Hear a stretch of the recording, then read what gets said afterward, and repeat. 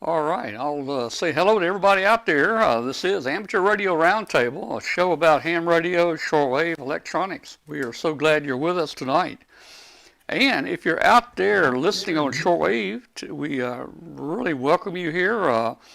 Probably all of us started out on shortwave back when we were young, and maybe some kind of old, I don't know. But anyway, hey, we're coming to you from WBCQ up in Monticello, Maine, up here on 7490. So, hey, if you are listening to us on shortwave, hey, please send us an email to tom@w5kub.com, tom@w5kub.com. Just want to also remind everybody we're on every podcast carrier there is out there, iTunes, iNet Radio, Google Play, Spreaker, you name it, we're on it. So you can find us anywhere out there. If you will, we would like for you to hit the subscribe button down. Where is it? It's over here, I think. Let's see. Let me see if I can help you out there to hit that subscribe button. Yeah, there we go. Hey, that subscribe button should be right down here somewhere. Please hit that subscribe button. That helps YouTube to get the word out to people, surfing YouTube looking for shows like ours about electronics and so forth. So please hit that. If you will, hit the like button. I usually don't ask you to hit the like button, but hit the like button and hit the notify button, and that will allow us to let you know when we might come on live in between shows with something special. So, hey, the show tonight is going to be mainly about the Arkansas River Valley Amateur Radio Foundation. Boy, that's a mouthful. Exactly. That's a mouthful. I just call it the Russellville Hamfest, and I'll probably get hate mail or in the chat room about that because it's more than just Russellville. The Hamfest was actually in Dardanelle this past weekend. I went over there, had a great time, man. I went over there, I did some videos. So we're going to see some videos. We're going to see some walkarounds. We're going to see some pictures. We got some people on here with us tonight, and we're going to have a good time. It's just going to be a Hamfest tonight, basically. I brought back some goodies. I'll let you know what those are here in a little while. And boy, I'm excited about the show tonight. And let's just jump around the room here real quick. First of all, let's bring Glenn in here, and let Glenn say hello. Glenn, come on in. Where are you, Glenn? Come in. I'm right here. Come in, Glenn. There you are. Come in, Glenn. Yeah. Now Glenn made it over to the Hamfest too. Yeah, that was a lot of fun. It was actually better than I had anticipated, and I came home with a full load of new toys and stuff. Wow. So, yeah, it was quite fun. A lot of good deals. It was a nice, relaxing, refreshing weekend. It really was. It was. And we're going to look at all. Hey, they had some nice equipment out there, nice and clean. And I mean, there was a lot of stuff out there. Hey, tonight we're going to look at the fox hunt. We had a fox hunt there. We'll do a walk around. We've got a new ham here that upgraded to general. We're going to be talking with David there in just a few minutes. Let's see. So, Jim, come on in here. Jim, say hello. Good evening. Yeah, hi. Well, Jim. David, first of all, congratulations, David. Oh, thank you, sir. That's and great. I'm studying for my extra right now. Good man. Yeah.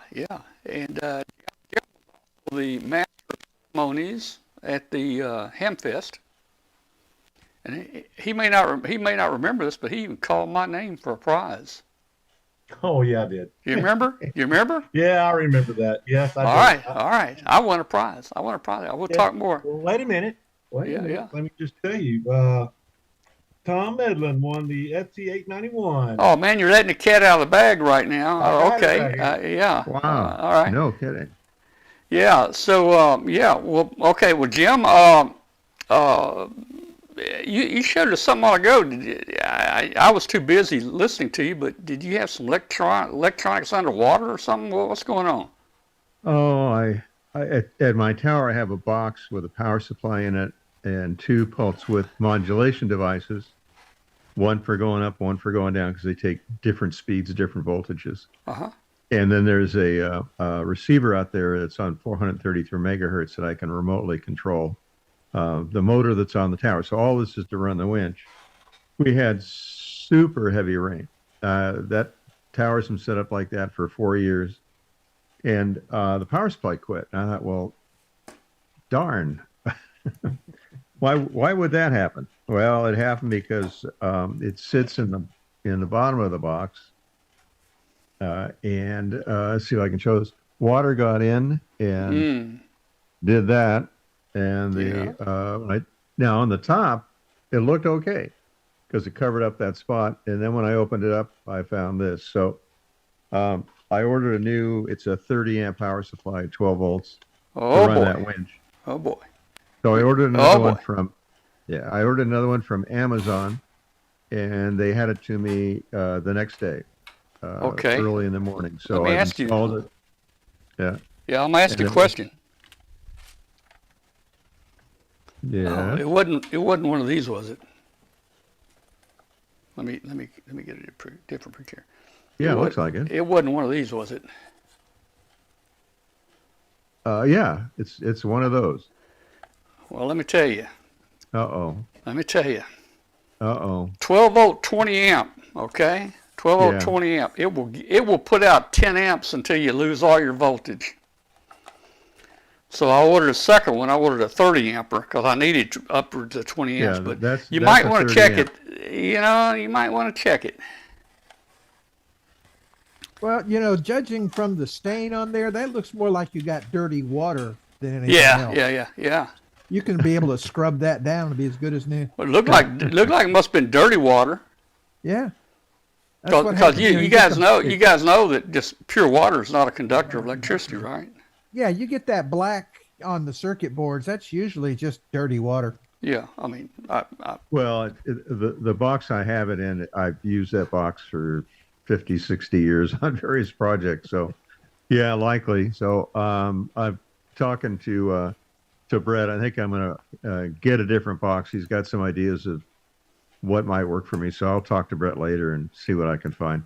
Probably something that's plastic. And anyway, it's what I had on hand. But the neighbors complain about the antenna when it's up, so I can remotely run it down. It only goes to the legal height is 30 feet, and I certainly wouldn't exceed that 30-foot height limit. oh man, okay, all right. Well, hey, we'll talk a little more about that in a little while. Brett, what are you doing, man? You got any snow out there, Brett? We did. We had quite a blizzard, but it's now melted, and I got out, worked a little on my antenna, and now I've been experimenting with JS8 call. This is actually FT8 behind me, but it's based on the same protocol, and it's better than FT8 because with FT8 you can really only say hi and bye to anybody you contact.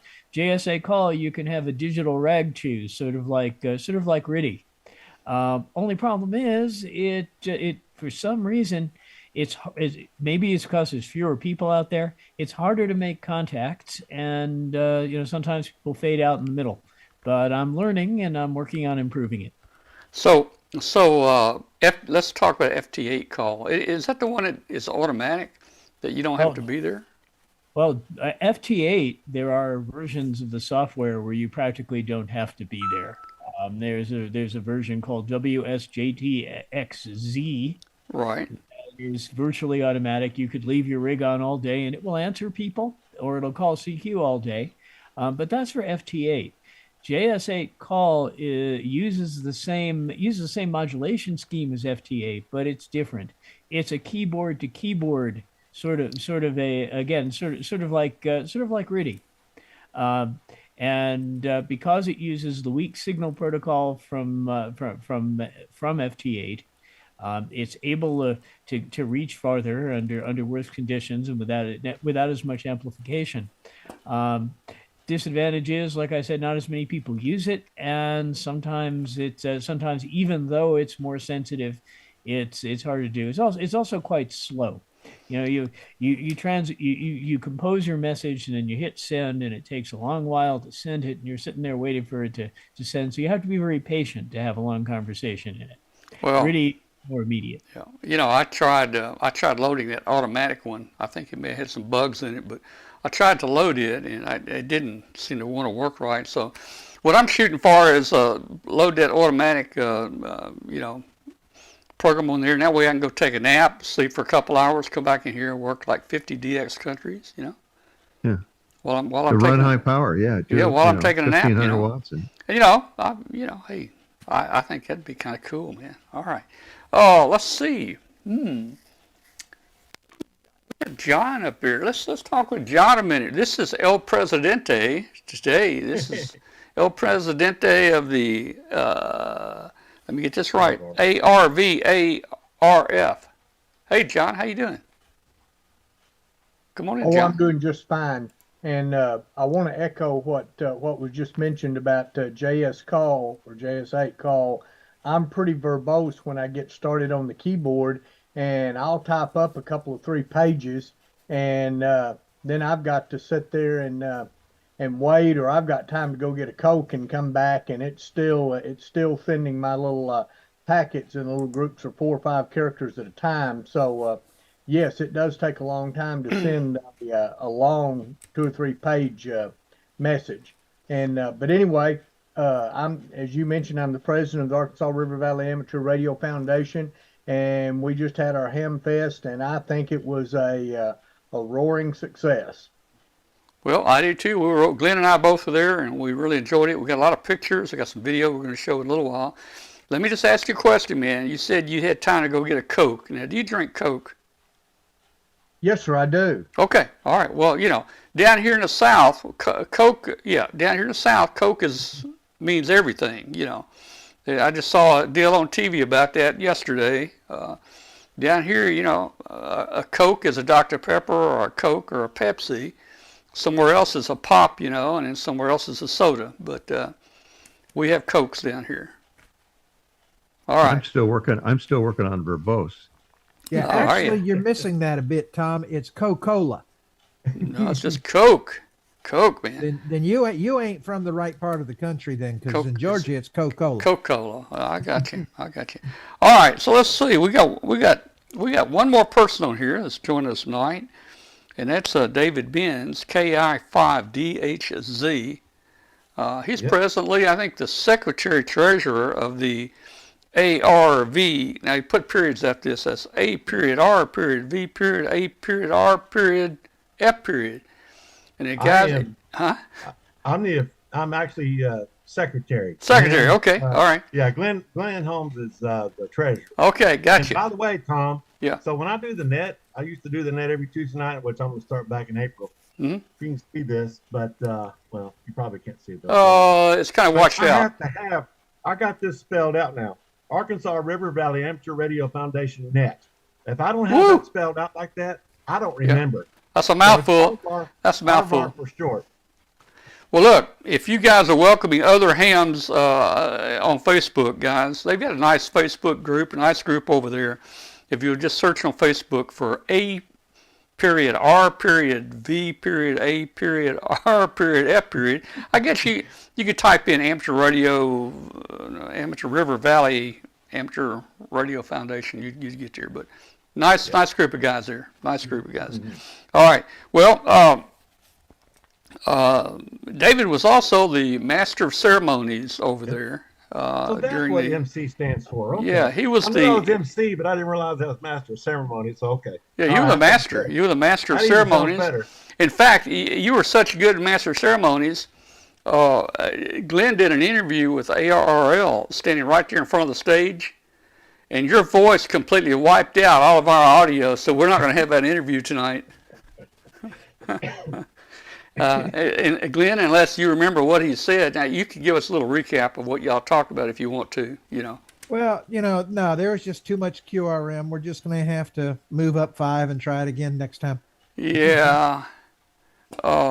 Hey, last year it was embarrassing too.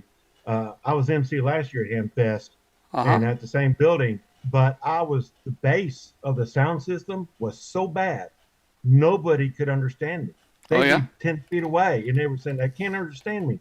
So I came in a day early and had them adjust the sound system for my voice. Okay. And I was so happy that people could understand what I was saying. Yeah, well, that's it was good. actually a good sound system. It just kind of ruined our interview, but yeah, I'm sorry. That's what happens when you run 100 watts next to a kilowatt. Yeah. He was splattering, huh? Just All a right, little well, bit. guys, look, let's jump into this thing right here, and I've got 5 or 6 or 7 or 8 or more things to talk about tonight, and I don't know if there's any special order, so I'm just going to jump into it. Everybody just kind of stand by, and we're going to start it off here.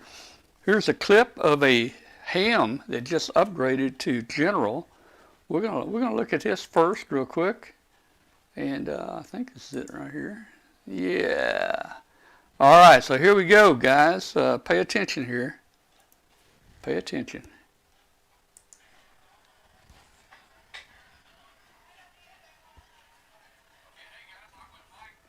Wait a minute now. Are you guys hearing any audio? I'm not. I think we got a problem here. Hang on. Hang on. Oh, wait a minute. Wait, we're going to have to start over. We're going to have to start over. Yeah, you're just overcompensating for him having too much audio. Yeah, here's the problem. Here's the problem. This laptop, hold on. This laptop I'm using over here to play the video and load things on, it's only got 3 USB ports. Seems like a USB hub doesn't seem to want to work real good. And I had my audio unplugged from it, so let's see if we got audio now. Let me back it up. Let's see if we got audio. Whatever you do, don't stop that video in the wrong place and let me look at it. There we go. Okay, hey guys, I'm with Mike Benz. David Benz. David Benz. David Benz, KI5DHD. And he just upgraded to general from a tech license, and he looks like a happy camper. I am very happy. I missed 3. I think I saw the 91%. Yeah. So I'm excited about it. And from here, I'm going to go ahead and work on passing my amateur extra here next month. And hopefully have it done by March, the 3rd Tuesday of the month. That's when our next club meeting is. Well, that's cool. Of course, the extra give you some little bit extra band, but you still got all the bands now. Yes, sir. And I'm looking forward. I'm going to be doing POTA. My wife and I, we go camping all the time, and I'm interested in doing POTA. So that's going to be something I'm really going to be having fun with. So how long did you hold the tech license? I've been doing tech for like, I want to say 3 years. Okay. And my whole reason to get into ham radio was weather spotting.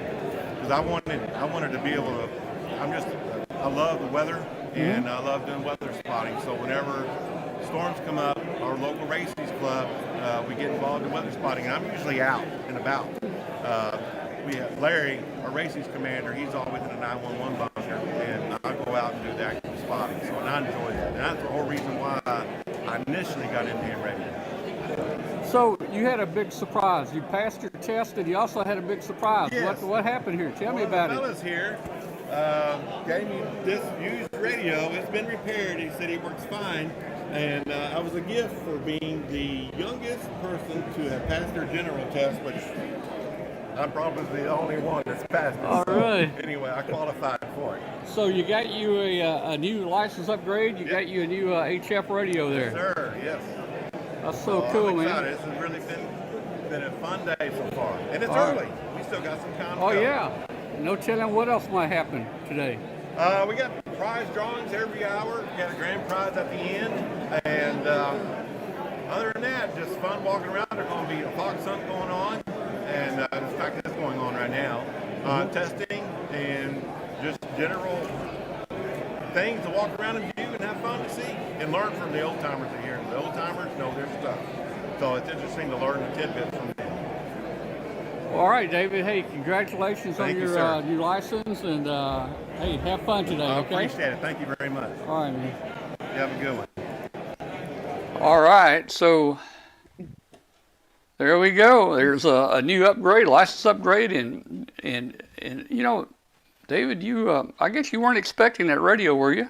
Did you have any idea they're going to give a radio away? No, I had no idea. He just out of the blue came up and made it happen. Yeah. Well, that's cool. Have you got on the air with it yet? Oh no, it's gonna be like I said. I'm gonna be a POTA guy. Oh, okay. So Well, I'll be out when we go camping. We're going to Branson in a couple of weeks during spring break, but we won't be doing POTA at that time. I still got to get my antenna and all that other stuff. So I'm a little ways out. yeah. Well, you'll enjoy it. You'll enjoy it. Oh, Glad I you In the glad you meantime- passed your test. What was that? Go ahead, Jim. Yeah. In the meantime, have you thought about a different call sign? No, I like it because for my But wife can remember it because of the everybody's having letters. trouble. Everybody's having trouble saying it. Well, just remember Kiss Dog, KI5DHG, Kiss Dog, and that's how you can kind of remember KI5DHG because the letters kind of match Kiss Dog, and that's how my wife remembered it. My wife, if It- my wife uh, can remember it, and she's not a ham radio person, anybody can remember it. So Okay, now what it matches what dog? Kiss Dog, KI5, but the 5 could be an S. So KI5DHG could be Kiss Dog, KISDOG. So that's how you Yeah, I'm still having problems with that one there. We're going to have to do something with it, you know. I like it. It's staying. Yeah, wait until you do CW and tell us this again. Well, I have to learn Morse code, and that's not going to happen anytime soon. I can Oh, tell you yeah. that. Hey, it'll be easy for you. You'll get it here. So, hey, anyway, congratulations there. Hey, in a little while, we're going to show a video walk around, and we're going to show some pictures of all the different things we stopped and took pictures of, and you can just jump in there and talk with us about what we're seeing. Sounds good. John's there to help too. Stay, and by the way, yeah. let me just tell you, John is an awesome president, and I've been so thankful that he's led our club for the last however many years. Every year I've been in the club, John's been awesome, and I want to give him a pat on the back tonight. Well, cool. Now, hey, John, let me ask you a question, man. Do you have like some type Arkansas Secret Service that hangs with you?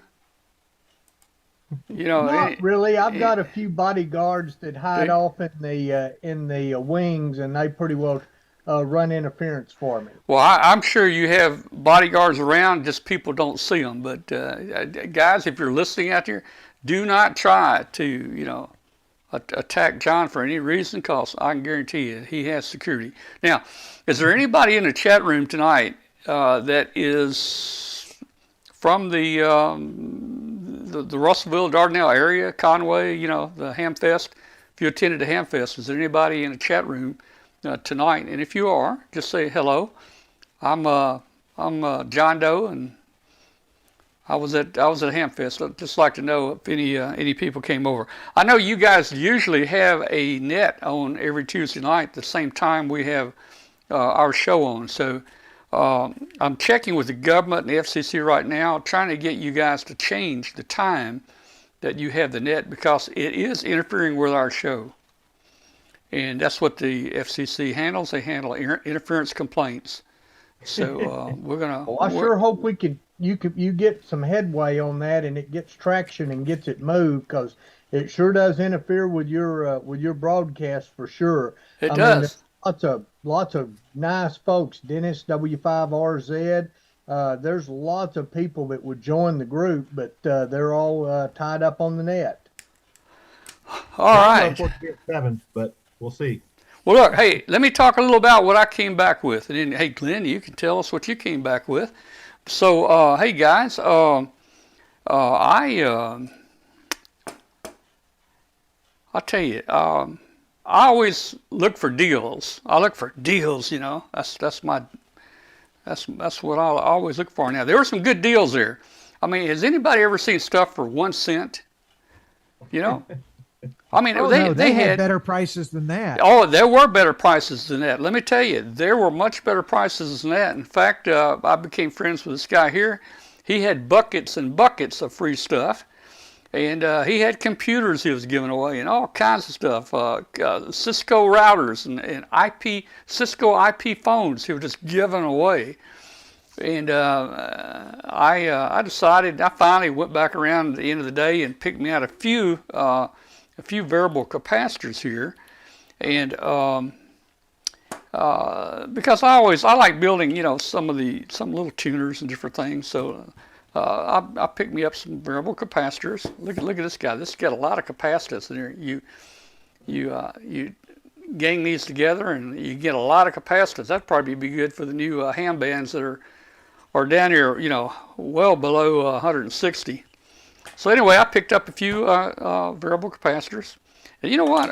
A capacitor like this, I told him, I said, I look at these on eBay, but on eBay, these capacitors sell anywhere from $50 to $100 or more on eBay, So I don't know. He said he had a lot more at home. So anyway, okay. So I picked me up some of those. Let's see. What else did I come back with? Okay. Hey, I bought me a vacuum desoldering station, and there it is right there. And I've already tried it out. It is cool. It works pretty good.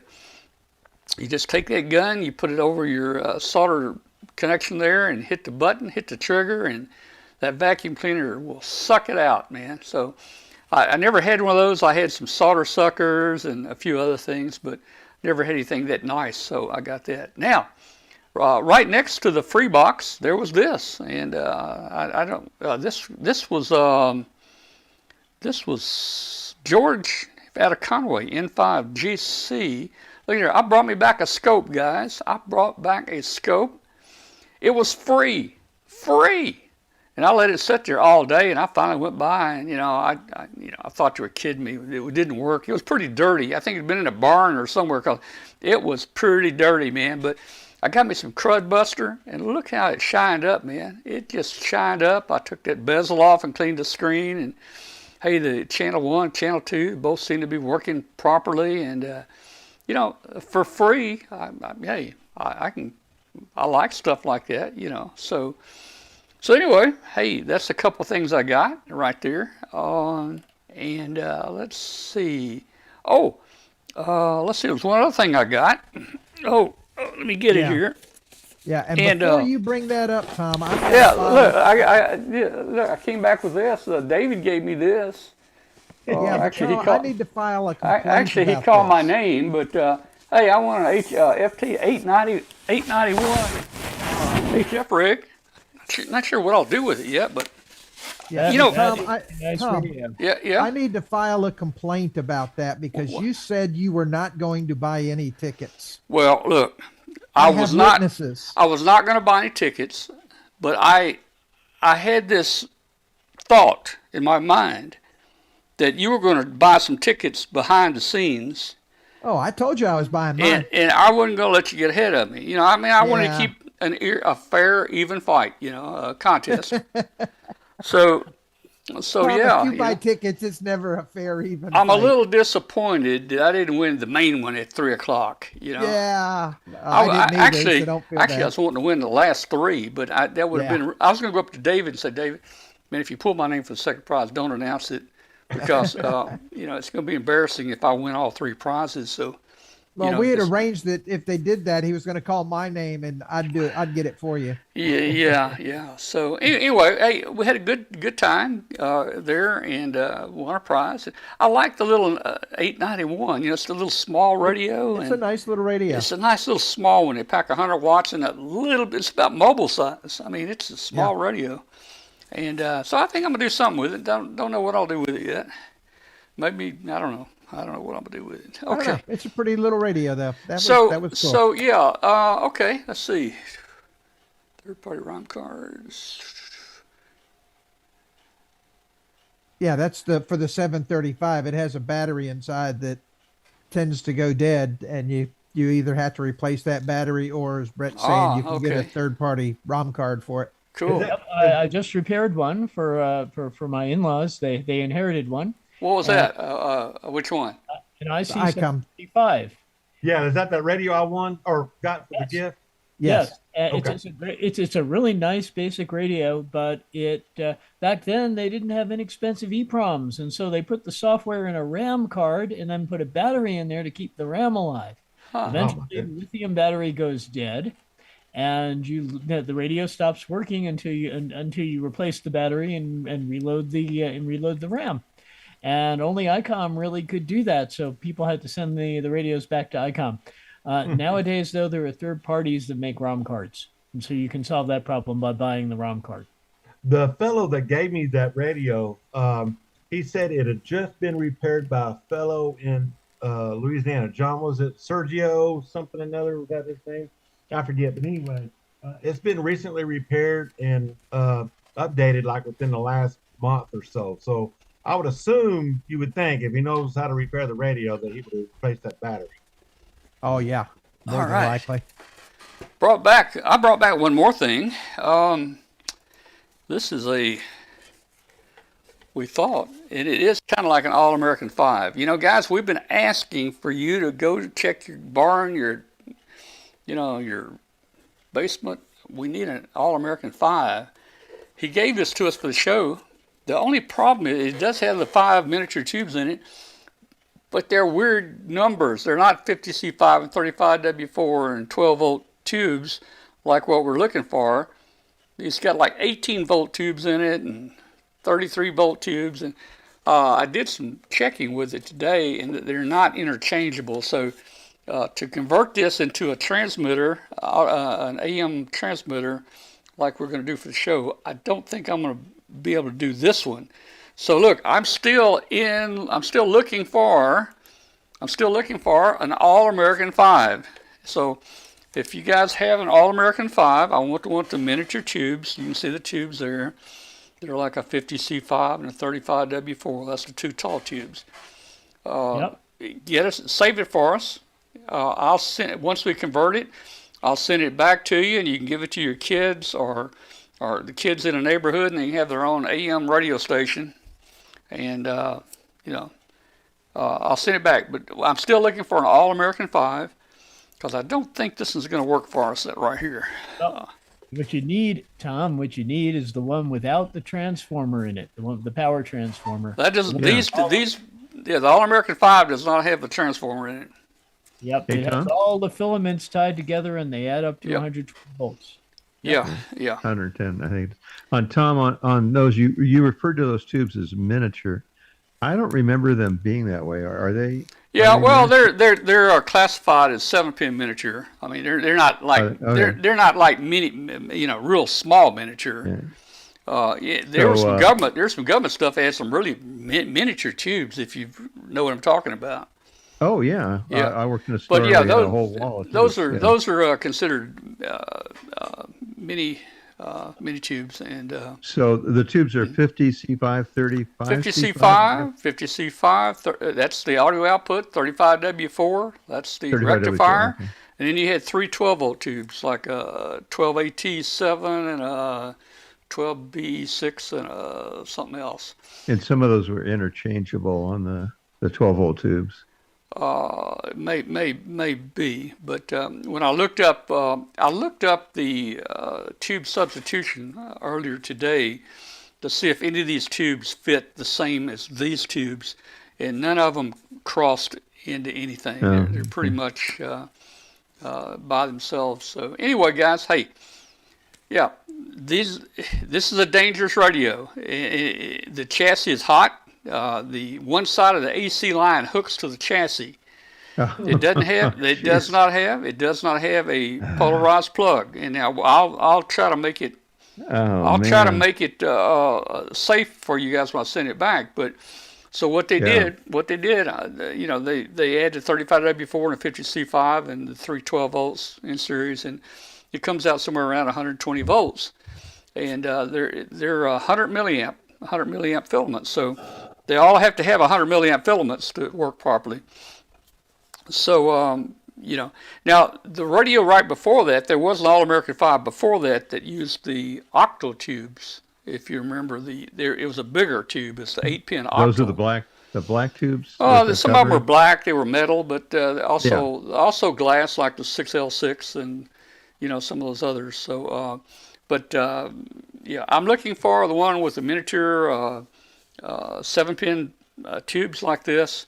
And what I'll do is I'm going to try to put a polarized cord on here for you so the chassis is not hot. And the problem with the hot chassis is if you're standing on a concrete floor barefooted and you don't have a knob on that radio and you touch that volume control shaft, you're going to feel it. So it's somewhat dangerous there. So it's AC and it's hard to let loose of that when it happens. Yeah. So anyway, we're still looking, guys. We're still looking for it. And so, hey, we'll be at the Trenton Hamfest in about a week, Trenton, Tennessee. So bring us an All-American 5 over there, and we'll return it to you. All right, Glenn. What all did you get, man? You came back with a carload of stuff. Oh man, I did get a carload. Well, first of all, you talked about that Cisco router. It was actually a Cisco firewall, and yes, I snatched that up. Did you? Yes, I did. That was a freebie. Uh, was picking up all kinds of odds and ends throughout the day. Um, First thing I really scored was a Diamond SX1000 SWR meter for mere pennies, and picked up a pair of the Heathkit HW7s. Yeah, yeah.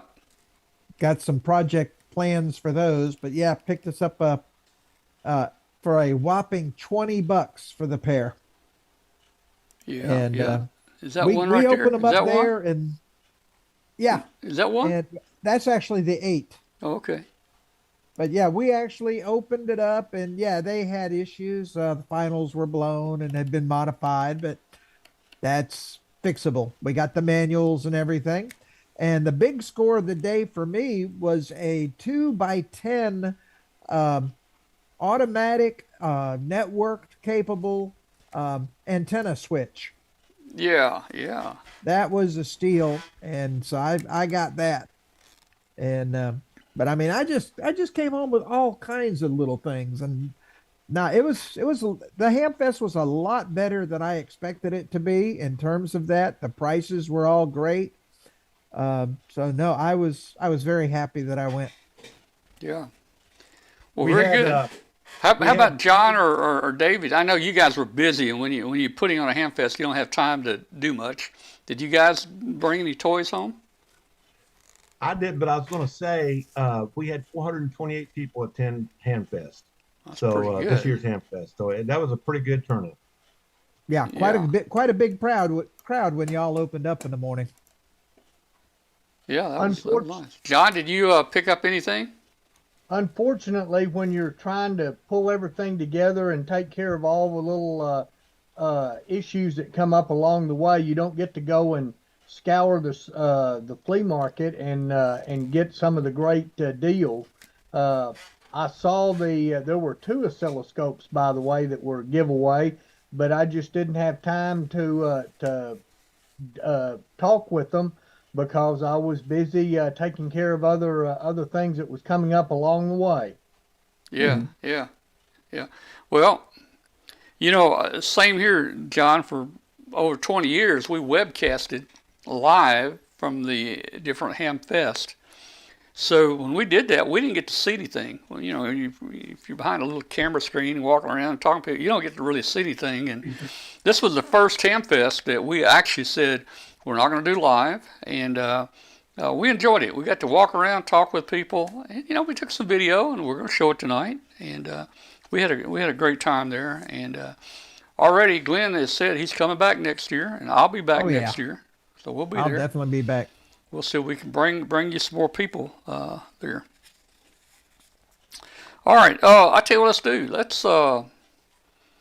Let's take about a half-minute break here, and then we're gonna do a walk around. We'll do a walk around at the Hamfest on video, and then we'll discuss it a little bit. And I've got a bunch of still pictures. We can actually get into some discussion on that. Also, hey, everybody be thinking here. David gave me this. One of the vendors. This is, I guess, from Craig Buck, K4I. K4IA. If anybody out there is wanting to upgrade to your extra license, we've got the extra class study book here, and we'll be glad to send it to you if you want it. So just shoot me an email or tell us on our Facebook group, or if you put it in a chat room here. I might not be able to see you later, but this is a neat book on the extra class test right here. Let me check it. I probably couldn't pass this now. I passed my test 60 years ago. Let's see. I'm on element 4 right now. I can tell you. All right. Well, with all the new stuff, like all the new digital stuff, I would fail the test today. I mean, I probably had my extra probably. Hey, that's like, I'm an IT manager at Beacon Tire here in Russellville, and I got my A+ and Net Plus, but I got them years ago, and I guarantee you there's no way I could pass those tests today. Yeah. Well, Hey, unless it's, hey, thank God for Google, right? yeah, Yes. yeah. Let's see. And you're only 60 years old. Who's that? Me? Well, You're only 60. I'm a little older than that. I can tell you right now, man. I won't divulge how old I am, but I got my license at age 16. So, you guys, if you can do complicated math, you can Yeah. do my This, you can do by my the way, 60 you can do my 60 years as a ham, and you can do my 16 years of age.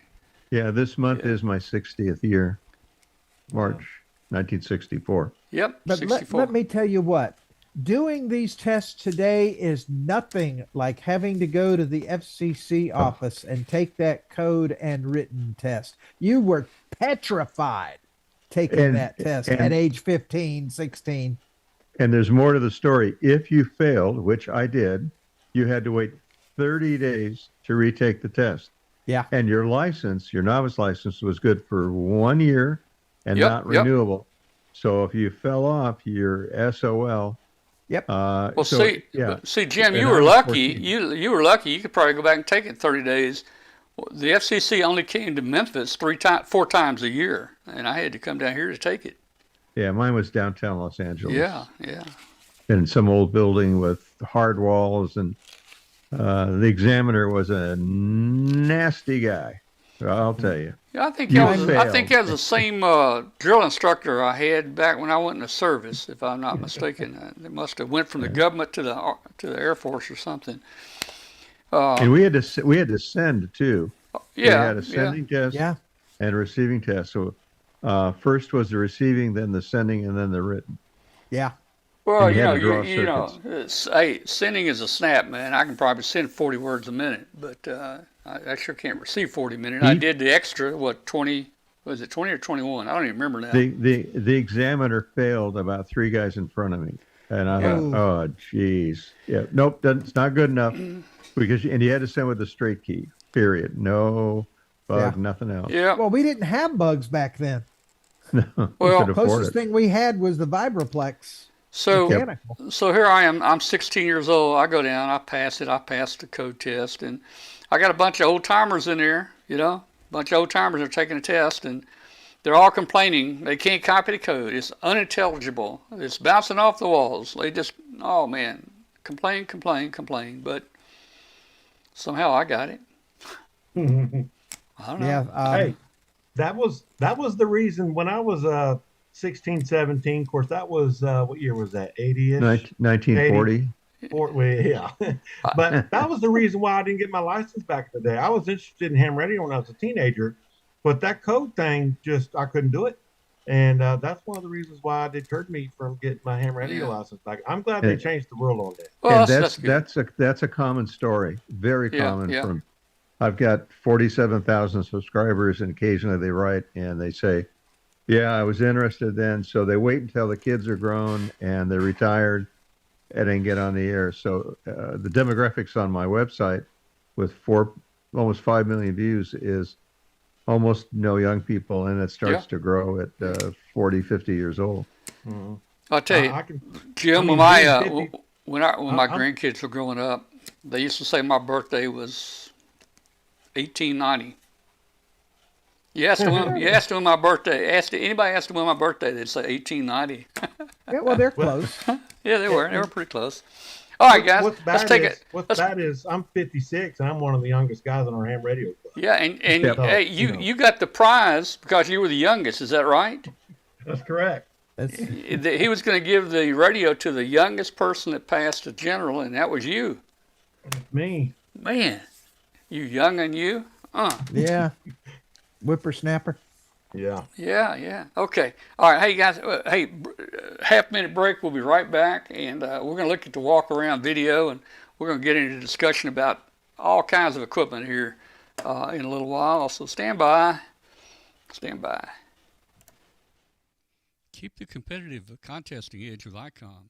Our innovative and high-power base stations cut through pileups, letting you work the bands and record those contacts. Heard it, worked it, logged it. The IC7300 is an industry first using RF direct sampling system in an entry-level HF radio. This compact, high performance, and innovative transceiver will far exceed your expectations. The real HF fun starts here. The 7300 has RF direct sampling, 15 discrete bandpass filters, a 4.3-inch color touchscreen, real-time spectrum scope, and an SD memory card slot.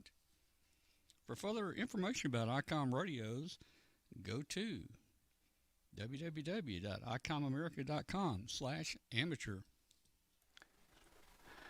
Okay, hey guys, we're back, and let me just make an announcement again in case you just tuned in on shortwave. You're listening. This is Amateur Radio Roundtable.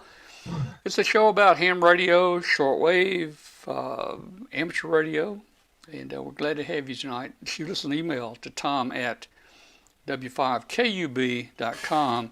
Let us know where in the world you are and how you're hearing the station. We're relatively low power, only about 50,000 watts on shortwave, but we're up on the Canadian and the Maine border, right there, right on a borderline.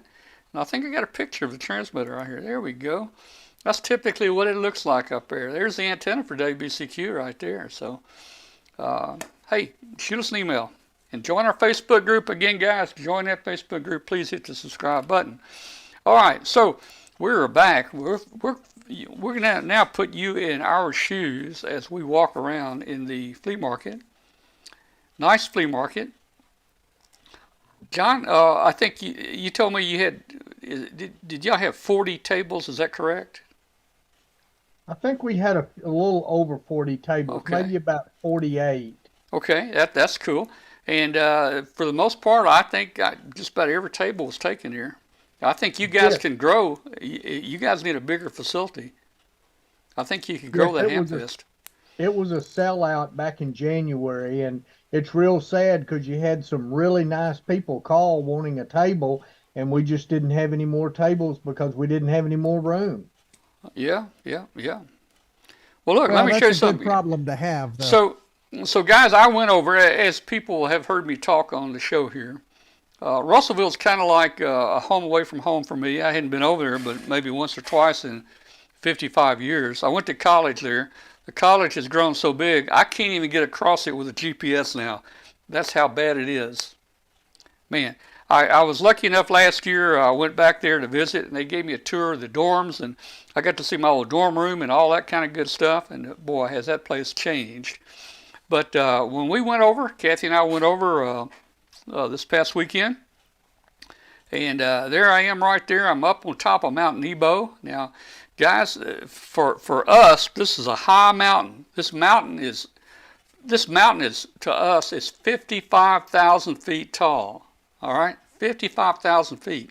Now, if you don't believe that, and you look it up, I think it's going to come in somewhere a little under 2,000. But that's me right there up on Mount Nebo, and there's a kind of a view of the Lake Dardanelle in the background. I think that little thing to the right there, the water, I think that's got to be the river. Is that the river, John? Can you tell? Yes, that's the Arkansas River. Yeah, I can't see the dam from here unless where that blue stops. If that's that may be the dam right there. Well, no, there's a dam, but the river itself, like Lake Dardanelle, is not actually a pool of water. It's just kind of an offshoot of the Arkansas River. Yeah. That's the way that one is. Yeah, the dam is just a little bit. I don't know where the dam is there, but it's not too far away from Arkansas Nuclear 1 is right up at Yeah, and speaking of Arkansas Nuclear 1, here we go. I got an Arkansas Nuclear 1 behind me right there, guys. Now when I went to college over there, it was there, and I was just looking in a hotel this weekend. They still have the emergency evacuation pamphlets. So if you got to get out of Dodge quick, you got to keep one of those little pamphlets with you, so you'll know how to get out of Dodge when that nuclear power plant springs a leak here. Now, when I was going to school there were rumors about cows with two heads and all that. Anybody verify that? Has there been a cow there with two heads? I've never seen a cow with two heads, but I will tell you now, since 911, you can't do this. 9/11. But before 9/11, if you look at that picture, go back to that picture real quick, if you can. Yeah. The bass fishermen could go up. If you'll look to the left there's a little inlet area. I see it. there's warm water that comes out from there, and during the wintertime, the bass migrate up into that area. Oh The yeah. bass get huge, but now since 9/11, they got that cut off where you can't get up in there very far. So, but the fishing is really, that's why Lake Dardanelle is known for big bass in Arkansas and actually the country, bass tournaments and stuff, because of that warm water that comes from Nuclear One. Well, when I was in college, I used to go fishing out there, and I only caught one thing. I think it was like 100 pounds. I don't know what it was. It had 3 legs on it, one arm with 3 fingers. I threw it back in. I should have kept it, because people didn't believe I caught the thing. I should have kept it, or at least took a picture of it, but I didn't do it. So anyway, hey guys, that's a shot from Mount Nebo. We're up pretty high right there. There's another view. I'm guessing, I think I'm aimed toward Russellville. I see a water tank in the very distant there, near the horizon. I don't know where that is. Probably getting close to Russellville. Russellville's on the other side of the river. So anyway, hey, while we're riding around up there, and of course there's a lot of my friends from Memphis go up there every day for VHF contest day, and they take a little tower up there and all their VHF, UHF antennas, and they rent a cabin up there and operate the VHF contest from 2,000 feet, and so they have a good time up there. There's a lot of I don't know if you can make this out or not, but they came right up to the car while I was driving around right there. Quite a few deer up there. I don't know. A lot of deer. They don't seem to be too scared of you there. No, there's tons of. There's I really never noticed that little mountain in the background, that flat top back there. It kind of that's Spring Mountain. Okay, it kind of reminds me of Nebo actually. Mm-hmm. It's kind of flat. Like it's kind of flat like Nebo, And then at this point they didn't have the concrete barriers. Somebody tested it looks like. So I don't know where their car ended up, but maybe they're okay. Now coming down, it's about 10 hairpin curves, 180-degree curves, and it's quite steep going up and down. My camera, of course, would not catch it, but that's on the way down right there. Let me tell you a quick story. My father-in-law, he's passed away now. When he was a kid, he grew up here in Russellville. They would race down Mount Nebo in cars. Well, race down the mountain. I hate to admit if y'all this. are familiar with that. Those hairpin corners are like, they are almost 90-degree turns. They are 90. They are 90. Yeah, let me tell you, I hate to admit this because my son is in the chat room. He's down in Houston. Maybe I could, no, there's no way I can kick him off here. When I was going to college here, my roommate had a Chevy Super Sport, the SS. I always wanted one of those SS's. That was a fast little car, Mm-hmm. But I had a Buick Special.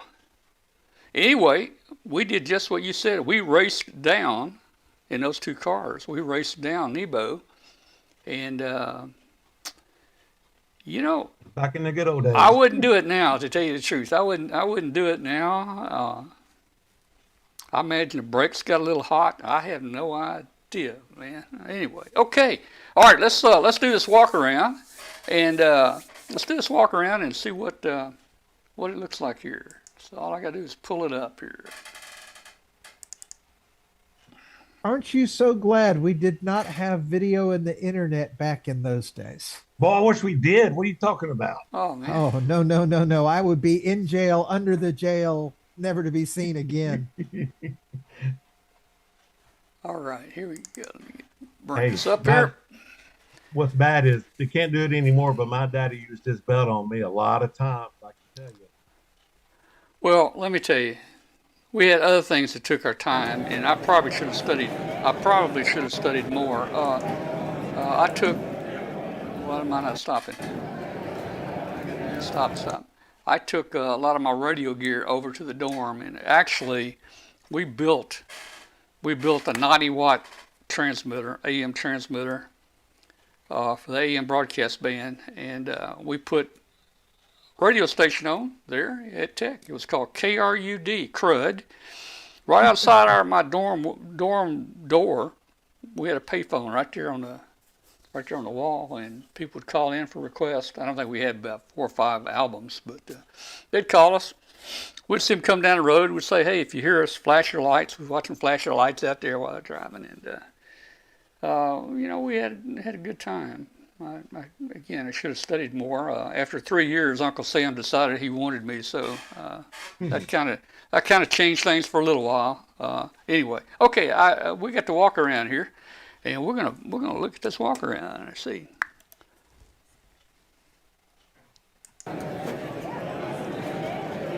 All right, hey, you can yell. I think you can talk over this if you see something here.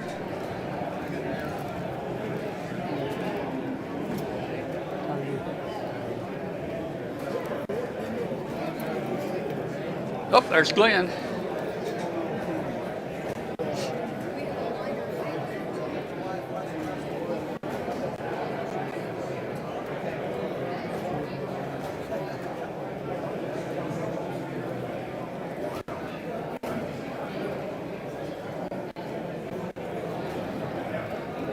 The video looks a little jerky here. I don't know if it's streaming smooth or not. It doesn't look too bad. I mean, it's a little bit. A lot of coax. Coax.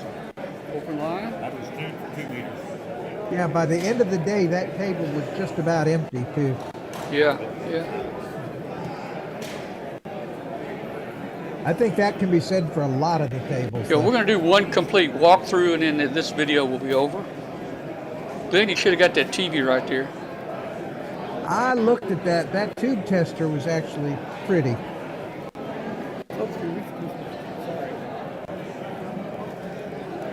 Any tiny DD.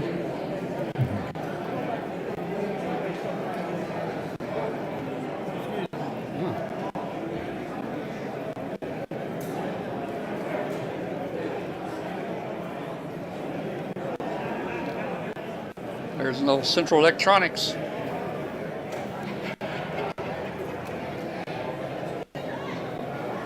Cameraman didn't do too good on this. No, it looks like you've got, you're just not streaming smooth from the source though. That was one of the first sideband rigs right there, the Central Electronics 28. Then we've got some tube checkers here. There you tube checkers, man. Oh, yeah. That is gorgeous.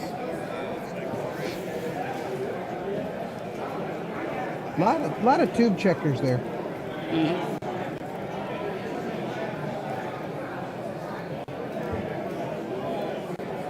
A lot of tube checkers. It's the most I've seen in one place. Just looking at all that makes you realize how fortunate newcomers like me have. Because it's almost like today, working on computers, everything is plug and play. I download drivers, but way back in the day when I was learning computers, you had those IRQ numbers, you had to know certain things to put in a video card. And nowadays, just everything is so easy compared to way back. Oh, yeah. Now, I can't believe a duplexer now is $1,500. It says right there it sells new for $5,000. I mean, I put a repeater on in the 70s, and we had a Sinclair duplexer, a 6-can duplexer. I don't think we paid more than about $300 for it. Yeah, that was a bit steep. I think that's a little steeper. I don't know. But I will tell you, that's one of the few high-priced items there, because everything else, the price was very reasonable. Everything was so reasonable, I wanted to buy it all. I wanted to buy all those Collins rigs. Oh, man.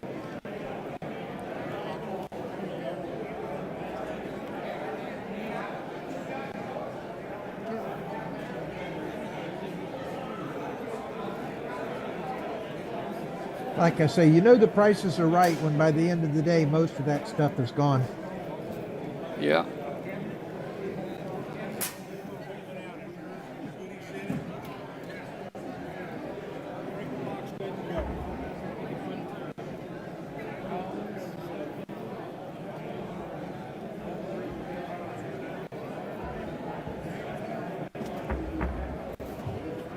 What is that, a server rack? It almost looks like a server rack. Here's Simpson meters. $30. Yeah, they had a handful of Simpson They meters did. there. They had several there.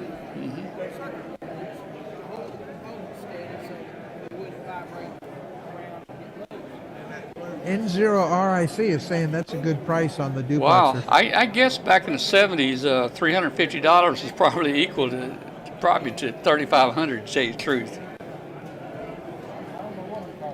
I know one of our guys in our ham radio club, John knows him, Charles. He's the one that does the maintenance on our repeater. He was looking at those duplexers and wanted to buy them for a club. So Wow. he thought they were good.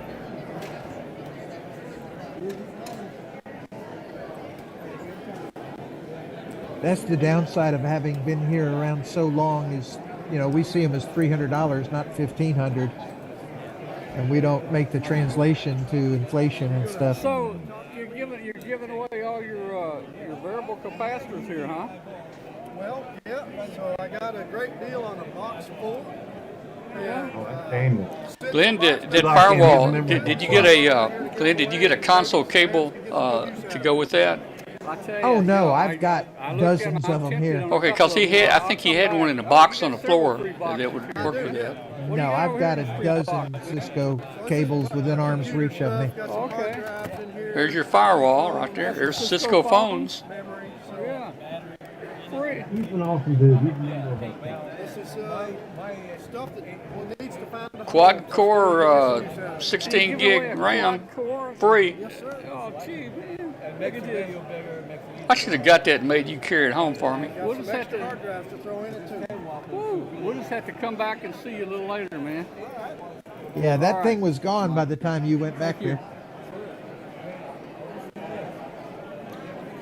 All right. there's Tom. He's the one that did the fox hunt.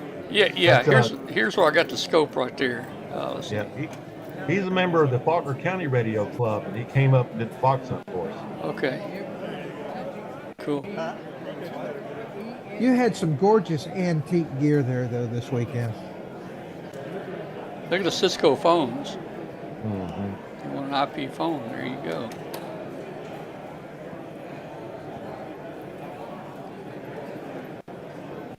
You know, there's a lot of late model radios there. They were all clean and looked good. Yeah, that's a 950 right there. The ACU 950. There's a TS2000. Now, did you get that? Didn't you want that stand for those? I was looking at those. They were $30 each, and before I could pull the trigger, they were both gone. You know, that might have worked good for my studio here, but I like bigger screens. I guess I could put a bigger screen on them. I should have snatched it while I could, because that arm itself and the stand was worth significantly more. Yep. Oh well, you snooze, you lose. That's right. That's right. Oh, he's asleep. Talk about snoozing. There you go.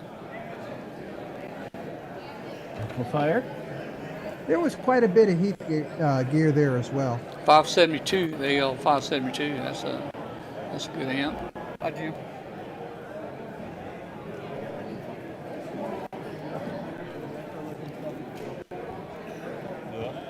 $811 venerable tube amp.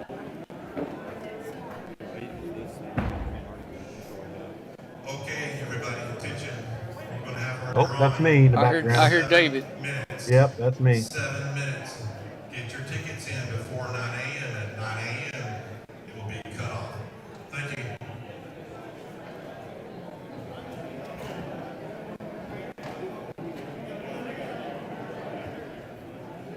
Johnson tuner. Vibraplex bug there. That's pretty. Look, he has the code course on a record. Uh-huh. And somebody actually bought that, by the way. Yeah. There's your HW8.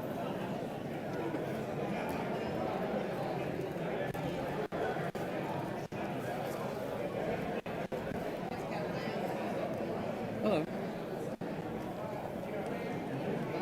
That one was priced just a little bit high for me. What's that? That's a HW12, I think. Yep.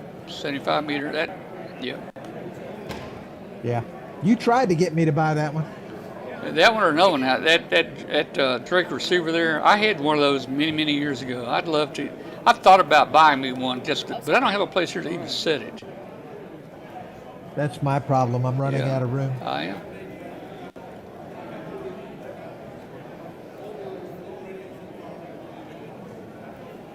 Nice Heathkit Briggs.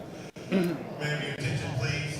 The Faulkner County guys that are going to do the fox hunt. Tom, the fox hunt guys. Mike McAllister wants you to meet them. Where is Mike? Oh, speaking of that, I just said Mike McAllister. He's the one that actually set up Hamfest for our club and got all the tables, sold, and he got all the prizes for the Hamfest. He did an awesome job, and that's Mike McAllister.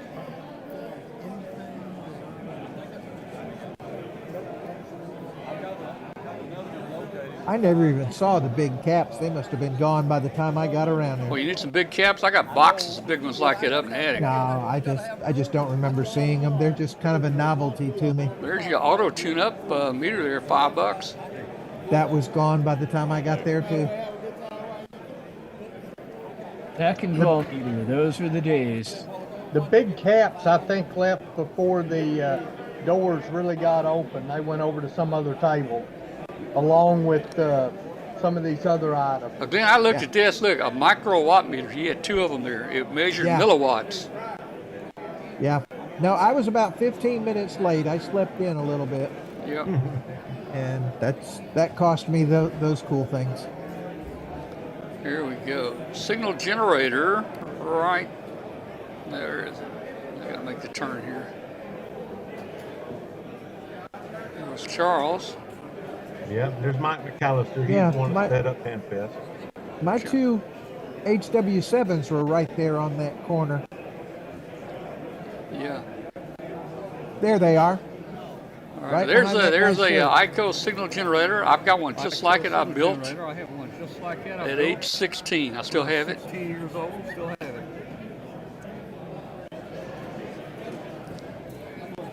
There's the switchy ball right below it, that black thing.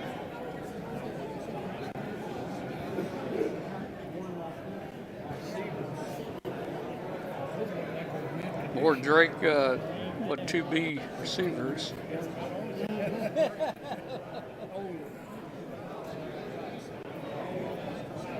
I think that's a pretty decent price, $100 for that Drake, probably.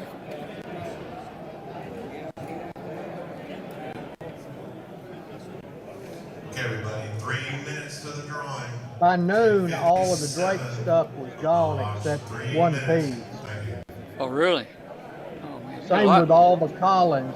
All that was left just right after lunch was the one KWM2A at the very far end. Now, this table, does that belong to somebody named Andre? Yes, he buys a state.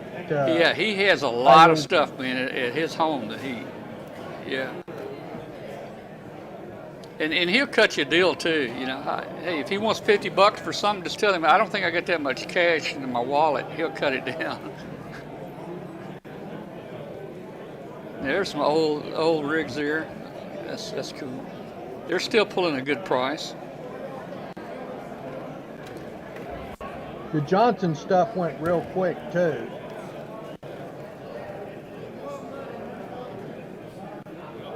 Well, we're coming up on some Collins equipment. I'd love to buy some Collins stuff just for show. I've got one of those Rigol spectrum analyzers right there. That was a pretty good price. They're about $900 a piece. I think you wanted $400 for that one. Folks, at 9 o'clock, there's going to be a fox hunt out front, put on by the Faulkner County Club. There's going to be a fox hunt. Those after the drawing. Those Collins rigs look really clean.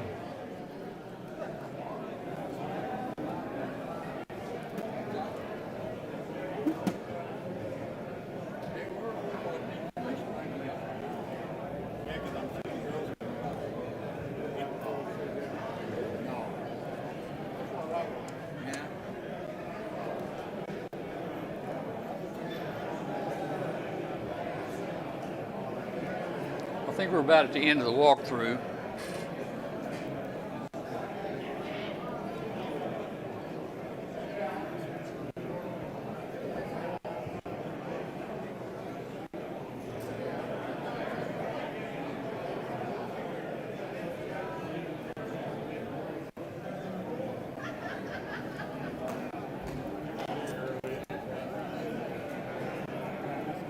That was really a nice All crowd. right, yeah,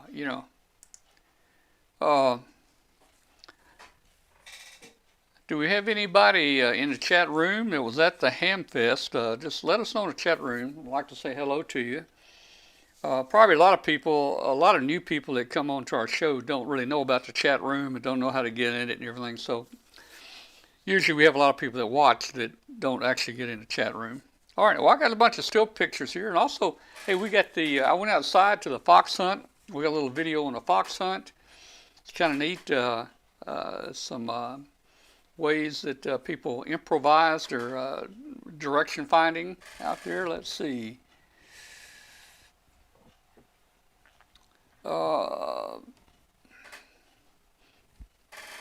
Let's look at the fox hunt real quick. I've got it cut down to about 2 or 3 minutes. It was mostly just walking around hunting. So let's look at it, and then we'll be back and we'll look at some still pictures. All right.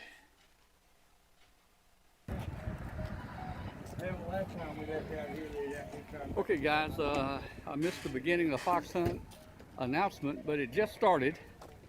And Yeah, we're in a fox hunt right now. that fella with the pan there, he's the one that won the thing. Yeah. All right, we got a guy here using a tin pan for a reflector. Fox is somewhere in the park. Somewhere in the park. Once you get close, you can go to the third harmonic, which is just 3 times 146.565, or That's Tom. He's from the Faulkner County Radio Club. No, get the calculator out, right? Or a piece of paper. I'll have you use a piece of paper. All right. This guy here, he set it pretty good with his. when you find the fox, there'll be a number card. If you're the first, just grab number 1. I'm not doing good. I can hear it. There somewhere. First 3. I can hear it. It's quit now. Yeah. You had it for a minute. Yeah. Sounded like it was off that direction someplace. It doesn't mean anything. No, it doesn't. Yeah. Boy, this is a big park. This is a big park for fox hunting. I'm probably going to have to do some editing on my video here. It's going to be an hour long. Well, last time they found it in 15 minutes.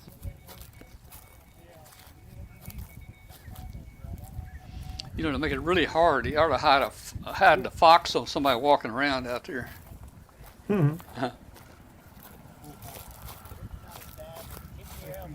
had to cross.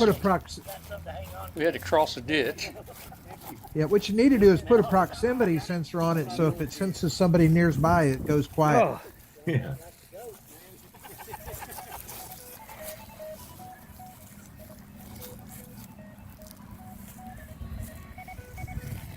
What are you listening for? That tone. Listening for a null. You're shielding it with that pipe plate and button. You're too far away. Out pretty good here.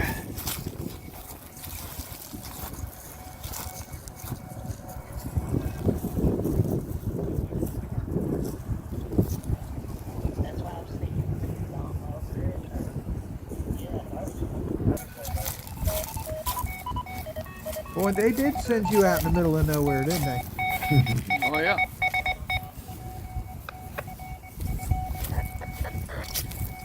We're right on top of it, but I don't know how to attenuate.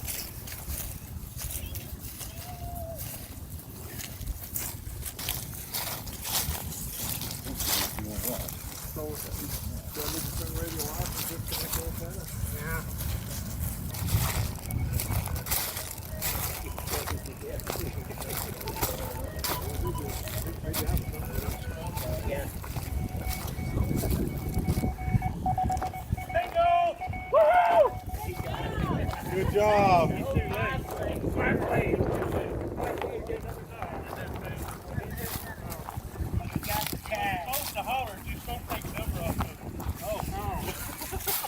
got number 2. You got number 2. You got second place. Oh, okay. I knew I was Cool. Tell us that part of That it. pipe plate works pretty good, huh? So, let me see. All right. He was supposed to, I don't know, I don't think everybody understood the rules. They had numbers there. If you're the first one, you're supposed to pick number one, the second person Yeah, pick just number grab two. the number and leave it and let everybody else find it. Yeah. But anyway, it was still fun. It was a nice day. The temperature Beautiful was great day. out there. It was sunny. It was pretty good day for fox hunting, to tell you the truth. So let's see. Hey, all right. Well, hey, John, David, you guys got any comments so far? You want? Anything you want to John, say? go ahead. You're Mr. El Presidente. I'm just Well, I the recognize secretary. most of the people there, and just like Glenn pointed out, most of that stuff went really, really quick. It was a shame that didn't able to get around, but you couldn't buy it all anyway, so it didn't make any difference because it all went at about the same time. It Yeah. was all gone by a lot of that stuff was gone by 8:30 or 9, especially a big chunk of the Collins equipment, and then of course the Simpson 260 meters. Man, those went like wildfire. Probably the buy of the Hamfest was when you were looking at that rack of equipment. There was a Clipperton L in that, and it was $200. That was really a giveaway price for a Clipperton L. And of course, as you saw, the two amplifiers, the SP 200s and the 221, those went just much after about 10 o'clock. They were gone. So all the bargains were there, but they went quick. Yep. Yeah, All right. I'm actually so, surprised I got what I got. All right. So let's look at some pictures here and zoom in on some stuff. This way we don't have a shaky camera. But the Hamfest was at the Dardanelle Community Center. Is that what it's called? Dardanelle Community That's Center? correct. Yeah, Dardanelle Community Center. All right, which is pretty nice. Hey, even if you had bad weather, it'd be very comfortable and nice, and it's clean inside. They had a vendor in there with food. They had nice, clean restrooms. The Two Rivers, by the way, Tom, the Two Rivers Amateur Radio Club serviced the concession stand for us. So that radio club made money off the concession stand for themselves. Yeah. On top of what we made for ourselves at the Hamfest. Okay, cool. Well, thanks to them for being there for us for the concession. Well, stand. yeah. I tell you, that hot dog was pretty good, man. I was starting to get hungry, and it's funny how your simple, not all beef hot dog, the one with chicken hoofs and all that stuff in it. It tastes really good when you're hungry, man. Oh man, that thing was good. Well, anyway, we got to set up a table there, thanks to you guys, John, David, Charles, for getting us a table there. We had a little trouble with getting a banner to stay up at first. We were having trouble putting the command strips up to hold it. And we finally realized that we had the wrong parts inside them. They weren't sticking together very well. But anyway, there we are right there, standing in front of it. And just, if you like a different view, there we are standing beside it, okay? So we got two views, okay. As mentioned, great prices there. Man, you can't hardly beat that. Cool. And by the way, Uh-huh. the Dardanelle Community Center, they have done us a really good deal for Hamfest. We used to be at another building there in Russellville, and there toward the end of their time being there, we were getting like ripped off. And the Dardanelle Community Center folks have done us a great deal getting us that building, and we really appreciate them. Well, that's great, man. So here we go. We're going to start watering. I think this is set up, or actually this is before it opened. No, that's not. I think this was Friday evening setup. So not many people are in here yet. Let's see. This I'm not sure. It's either late Friday or Saturday morning early. I don't know. I can't tell. But hey, plenty of chairs if you needed to sit down and rest. I mean, we got extra chairs there. They got chairs, tables, and so forth.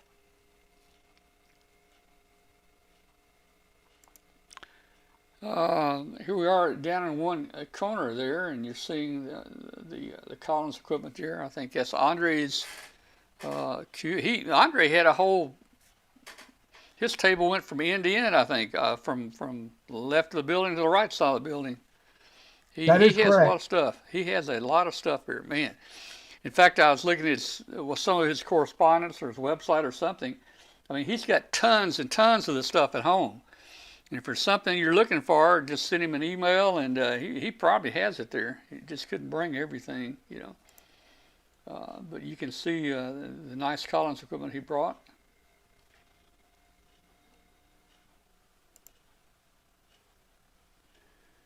More Collins and, oh, gee.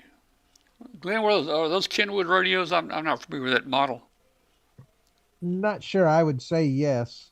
Yeah, I don't know. Don't know. All right. Well, that's some old vintage stuff there. Yeah, Actually, there's an S38 there. Yeah, yeah.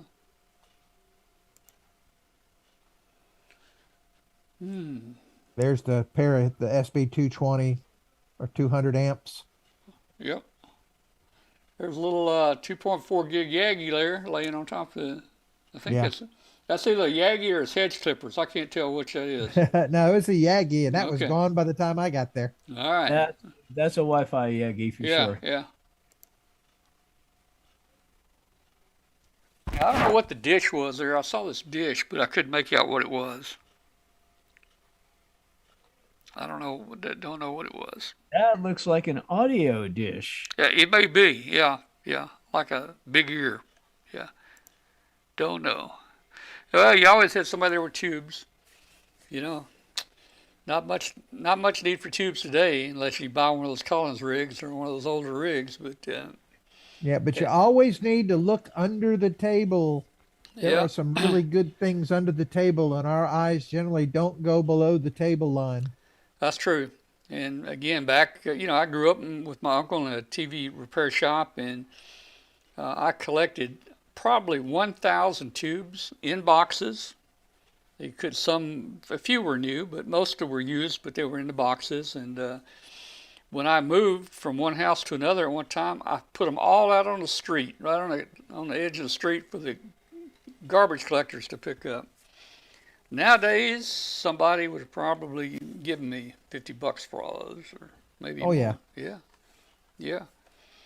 Well, or you can part them out on eBay for $100 a piece. Yeah. Glenn, that thing down on the bottom right, I don't know what that is. It's some kind of scope, but see that meter? That looks like an S meter out of an HW100. Yeah, I saw that. I can't remember what that was. I don't know what it looks like. It's a Heath. You see the color of the case? It may have been an ignition timing thing. Yeah, I don't know, man. There's a couple of transistor testers on top of it there, that little square box right there. Let's see, what else do we see there? There's some more little Heathkit single band down on the end, left end there. Yeah.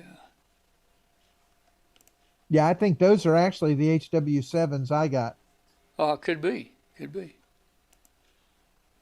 There are those milliwatt watt meters. I thought about one, but then I said, you know what? I've got a spectrum analyzer here, and it measures 10 milliwatts or whatever, or 1 milliwatt, or I don't need that. They were down to 1 when I got there, and I thought pretty much the same thing. Yeah. A lot of microphones. D104s and. Yep, and there's an old Ameritron tube amp. Yep. What we got here? There's a Shure microphone with that blue panel in front of it. That's one of the old Shures. I see looks like a Johnson Matchbox maybe. Vibroplex. Yes, and it came with the remote pickup for the SWR bridge too. Oh yeah. The MFJ 269 looks like a C antenna analyzer right there in the middle. Yep. Yeah, they had a couple of those there. They had a couple of birds too. Oh yeah, I saw a number of birds there. Some in pretty good shape, and a couple of them look pretty rugged. Yeah. There's what is that, an 8 or a... That's the HW8. HW8 right there. Okay. clean, but they wanted more than I was willing to part with. Oh, look! Hey, look at the lunch boxes back here. There's a 2 meter and a 6 meter lunch box. Those were gone by the time I even saw that table. Man, I can remember trying to operate one of those back in the '60s. I'm not sure we even talked to anybody on it or not. You know, not many people were on 2 meters back in the '60s. Yeah. Oh, they Much didn't have less- repeaters. They didn't have repeaters like that back in the day. Well, they had, yeah, some of the, bigger metropolitan places that, yeah, probably had, there were some repeaters out then, yeah, but, We had them in Miami. I was in '74. yeah. We I mean, had a they couple. were, it wasn't like it is today where all the No. repeater slots are taken up, It You was, usually only had like 1 or 2 repeaters per city. oh, yeah, yeah, yeah. That's right. That HW8 belonged to Nick Kennedy, WA5BDU, and that and the K3 next to it was part of his stuff that he's downsizing. BDU, and that was, who'd say Nick? BDU. You probably remember him back in the day. Well, He that lived call over- sounds very familiar. Well, you talked to him there at the Hamfest. Did I? Yeah, I remember the BDU call. He lived over at Subiaco.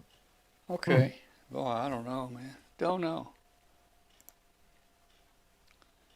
Well, Glenn, you got a good price on those. The price finally came down. You got them for $10 a piece, didn't you? Yeah. Yeah, that was a good price, man. Yeah, I'm looking forward to playing with them. There's a single bander, or 75 meter, or 40 meter. I don't know which one it is, but HW12, it's a 75 meter. 75 meter. Yeah, yeah. Yeah, that was the one you were trying to get me to buy. Oh, okay, okay. And here's my You dragged me all the way over there to go get it, and I'm like, I've already got too much stuff. yeah. There's my Drake 2B receiver. With the speaker. Yeah, he wanted more money for the speaker, though. Well, let's see. All right. All right. I talked to him a long time. He had a lot of junk there, man. When I say junk, I had a lot of good stuff, but he also had some free stuff. I was trying to get a better price on the free stuff. I told him some people actually pay you to carry that stuff off, Yeah. Yeah, make an He offer. was also at Huntsville, and he was a real tough customer to bargain with. Who is that? I think that fellow right in the middle of the screen there. Yeah, that's like I said, that's Tom from the Faulkner County Radio Club. Oh, was he at Huntsville? Yeah, he was at Huntsville, and I remember he was bargaining hard. Oh, man. Yeah, he was I pretty easy. wasn't bargaining hard this weekend. No, he was pretty easy going. He was trying to give away half his stuff here, Yeah, he tried to give me that scope a half dozen times. I told him if he'd pay me, I'd take it. Yeah, well, you know what? I would have took that scope if it didn't have that green tape on the front. Yeah, that just ruins it, doesn't it? Yeah, I don't know what was under there, but I don't think I want it. Yeah. Let's see. Oh man, there's your Cisco phones. There's the Cisco Hey, what's phones, the yeah. what's the ham radio IP phone deal called? There's 2 of them. There's Ham Shack Hotline, Yeah. and the other one is Hams Over IP. Okay. Like Ham Shack Hotline, guys. If you don't know about this, you need to get you a SIP phone, like these Icom, these Cisco phones. Yeah, they want you to get the Cisco phones, and that's actually a Polycom speaker. Yeah, I see the Polycom. that triangle shaped thing. The Polycom, what do you call it? But Those that's were a speaker state-of-the-art. phone. Yeah, a speaker phone. But you can the voice over IP network. They'll register you, and you can put a phone on it, and then you're not on the phone company's phones anymore. You're on your own Cisco IP phone, and I guess connected to hams around the country that have also put a phone on that network. Yeah. I talk on mine at least 2 or 3 hours every day or every night. Really? Who can you call it? Johnny, can you call off the net into a regular phone, or? A lot of people have a third-party service that you can do that with. I just strictly stay on the internal net with all the amateur radio operators. George Cotton, JJJ, and Charles K5CS. We're on there just about every night. Okay, that's cool. Do y'all set up like a conference or something, or? Can you do a conference call on it? Yes, we have a conference bridge set up, and Okay. they're on it right now. We've What? actually got several conference bridges set up, or you can just call person to person. You can call people just anywhere in the world. I mean, there's people all over the world that's on the Ham Shack hotline and the Hams over IP. And we use Hams over IP mostly, and just join a conference bridge, and we'll either chase DX using some of the digital modes, or we'll, during a contest, we'll all be there together during the contest, spotting for each other. Yeah, so there's two I didn't know, but I thought there was, I only knew of one. What, Ham Shack Hotline, and what's the other one? Hams over IP. Hams over IP. And somebody administers it. You just get with them, and you got to kind of register, and they'll, all this is handled, I guess, off of a Cisco call manager somewhere. Somebody's probably got a used one, and they have to set everything up in the server. But then your calls are voice over IP across your internet. And you'll be given a number. Is your number similar to a regular phone number? Some of them are. Some of them are just the 4 digits. Other ones are like a 10-digit number. Yeah, yeah. I've got both a 10-digit number on one system, and I've got a 4-digit number on another system. And another system is also a 10-digit numbering system. But you can set up a calling directory, and of course they have that what they call the BLF, the busy line free. Uh-huh. So you can see when your buddy picks up his phone, or his light will flash if somebody's calling him. You got the idea. Well, I may try to round me up an old Cisco call manager, and I may set up a voice over IP network, and I want to be telephone number 1. Well, So, you can be that, and yeah, a lot of them. I think I'll set it up. I'll be number 1. If you want on, do you want 2? Yeah. Yes. You can be number 2. Okay. And a lot of them run them on a Raspberry Pi. They run the Asterisk software. There's another one, the Open PBX.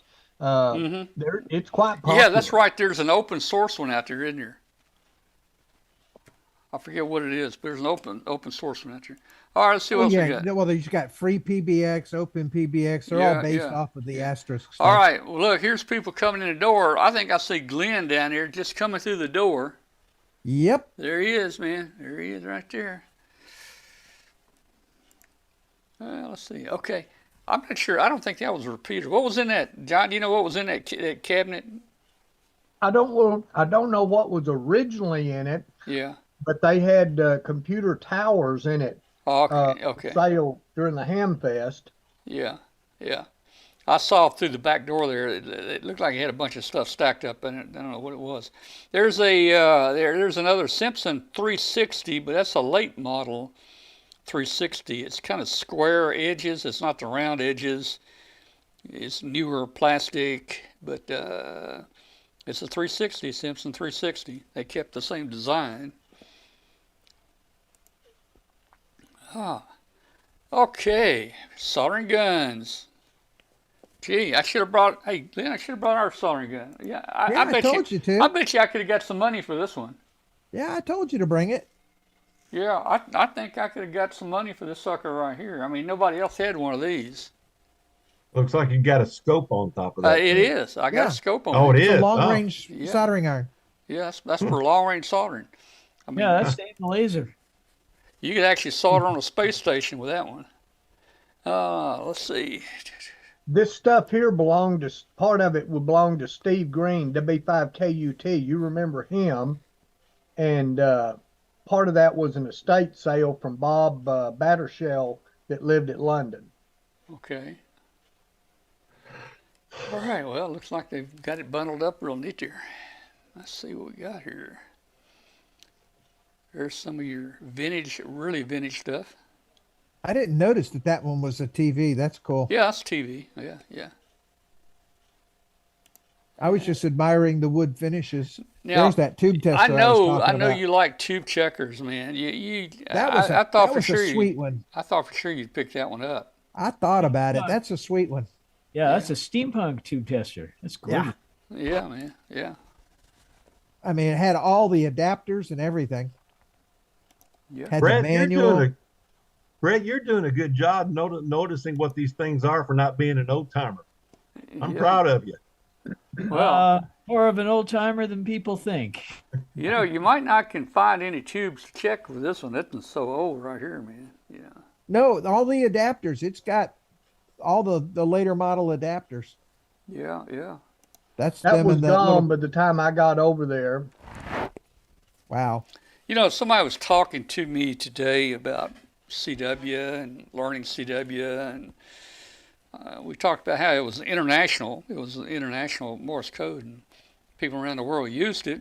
And I said even telegraph offices pretty much used the same code. There were some variations, but you know, on ham radio, you hear the sound, you know, like dotty. You know, you can tell the dots and dashes. And I said, I don't know how these telegraph operators did it, because I think those are some sounders right there. They're just electromagnets with a clicker. Yeah, all they heard was clicks. And all they heard was clicks. And man, I don't know how you determine. I guess if you listen close, you could Well, determine you a get used dot to the from a rhythm, dash. just But like regular CW. I would think it'd be kind of hard to do, man. Yeah, I think it'd be hard, but you get used to that Yeah, rhythm. I the guess so. sounds. I guess so. All right. Well, one of our faithful viewers in our chat room says that's not a bad price for it. $1,500. Sells new for about $5,000. I didn't know that. That's amazing. In yes. fact, we had a Sinclair when we put the 2-meter repeater on back in like 1970. Yeah, our repeater in West Palm was the Sinclair. We had a Sinclair hybrid Set of ring, cans. a Sinclair hybrid ring, and the coaxes were actually rings of coax with various T's at certain distances. And I think over the years, those hybrid rings got noisy or went bad or something. I think they discontinued that. So that looks like that's just 6 straight cavities right there, and not a hybrid ring duplexer. No, that's just straight cavities. Yeah. Big capacitor there, and there's a... That one disappeared in a heartbeat, man. I never saw that one. Yeah. Down at the bottom left, there's a 12-volt mobile power supply, like I guess for Heathkit or whatever.